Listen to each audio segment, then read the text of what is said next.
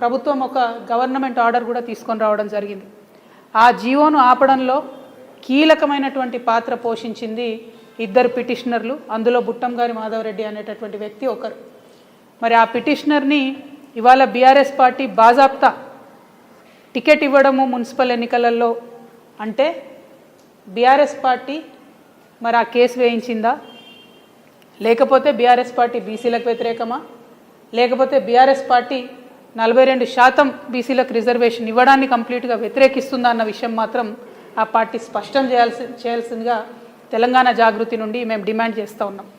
ఎప్పుడైతే ఈ కేసు పడ్డదో ఆనాడే మేము చెప్పినాం, హరీష్ రావు గారికి సంబంధించినటువంటి మనుషులు, హరీష్ రావు గారికి సంబంధించినటువంటి పర్సనల్ లాయరు ఢిల్లీ వేదికగా ఈ యొక్క పిటిషన్ వేయించడం జరిగింది. ఆ ఇద్దరు పిటిషనర్లు కూడా డైరెక్ట్గా హరీష్ రావు గారితో అనేక సందర్భాల్లో మరి కలిసి కనిపించినటువంటి వ్యక్తులను కూడా మేము చెప్పడం జరిగింది. అదేవిధంగా హరీష్ రావు గారి పర్సనల్ లాయర్ ఏదైతే ఉన్నారో ఈ పిటిషన్ వేయడంలో చాలా కీలకంగా వ్యవహరించారనేటటువంటి అంశాన్ని కూడా మీ అందరి ద్వారా ప్రజలకు తెలియజేస్తూ ఉన్నాం. ఆనాడు కేవలం ఒక హరీష్ రావు గారే దీని వెనుక ఉన్నారని నేను అనుకున్నా, కానీ ఆనాడు మేము చేసిన ఆరోపణలు యావత్తు బీఆర్ఎస్ పార్టీ ఈ కుట్ర వెనుక ఉంది అని రుజువు చేస్తూ ఇవాళ బుట్టంగారి మాధవరెడ్డి అనే వ్యక్తికి టికెట్ ఇచ్చారని నేను భావిస్తూ ఉన్నా. మొన్న కేటీఆర్ గారు ఎవరికైనా ఓటేయాలంటే మరీ ఇటువంటి వ్యక్తిని తీసుకొచ్చి ఓటేయమంటారని నేను అనుకోలే. ఎందుకంటే ఇవాళ బీసీ బిడ్డలు తెలంగాణ సమాజంలో 56% మంది ఉన్నారు.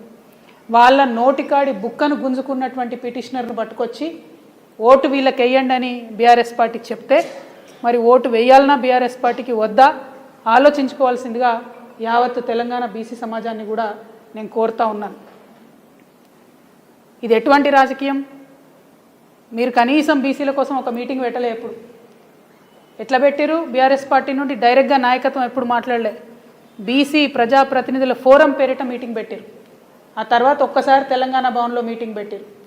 మొదలు జనగణన అన్నప్పుడు అసలు జనగణనకు పార్టిసిపేట్ చేయొద్దని చెప్పారు, కన్ఫ్యూజ్ చేసిరు.